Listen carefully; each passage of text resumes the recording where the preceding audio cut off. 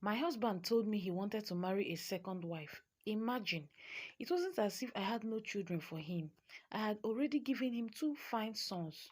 We were okay, living well, but he just woke up one morning and declared that one woman was no longer enough for him. According to him, he needed another woman. Now, my husband is the type who, once he makes a decision, nothing can move him to change it. So I said nothing. The next day, he repeated it. He even announced that the introduction would be the following weekend and that I should prepare to welcome my co-wife with open arms. Again, I didn't argue. I didn't complain. Why waste my energy? It was his decision anyway. But one thing was certain. I had my plans. I let him go ahead with the introduction. I let him throw the traditional wedding in grand style, the kind of wedding that drains pockets and feeds gossipers. Oh, I let him spend and spend, smiling all the while. Then, when the weekend he went for the white wedding, I quietly packed my bags, carried my two sons, drove off with my car, sold the house and everything in it, and returned all the documents to my father's company.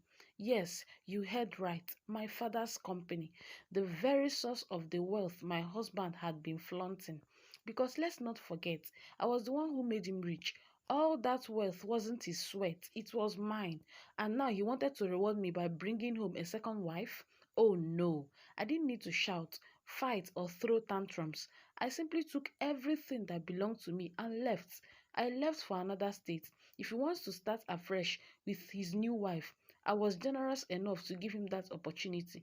When he returned home and found the house was no longer his, he called me in panic to ask questions. Oh, honey, I told him sweetly, I just took what belongs to me so that you and your new wife can enjoy each other in peace. He almost cried on the phone. You know I don't have money right now. I spent everything on this wedding. You never told me you didn't want me to get married again. I spent literally everything because I thought you were comfortable with it. Now I'm left with nothing. And it's your fellow woman we're talking about here. Your fellow woman will suffer. She's pregnant too. Can't you at least have pity on her because of her condition? Pregnant. Ah, so he didn't even start with the wedding. He had been cheating on me all along. Because I said nothing, he assumed I was comfortable with a co-wife. I laughed and told him calmly, then please, start a new life with your pregnant wife. But know this, the easy life you once had with me, you will never see it again. I cut the call and relaxed.